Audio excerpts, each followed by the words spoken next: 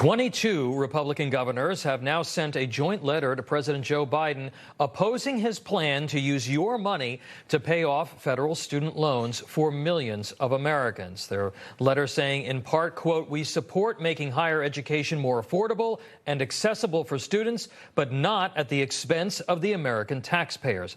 The governors continuing, quote, "Your plan will encourage more student borrowing, incentivize higher tuition rates, and drive up inflation even further.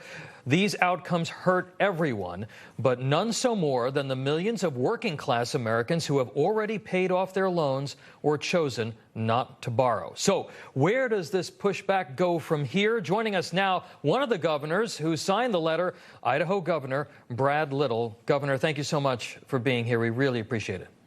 Good morning. Governor, this is a massive expansion of welfare by another name. To your mind, is it even legal?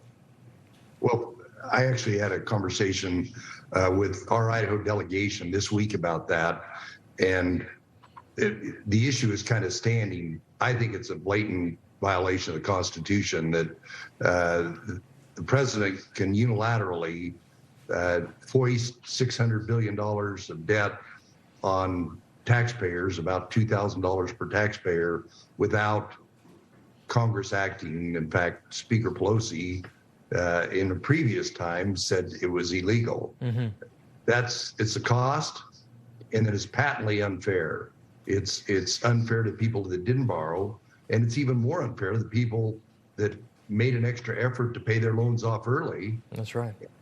For me, the final part of it is the message that if you make a commitment to borrow money and pay it back, then all of a sudden it's wiped out.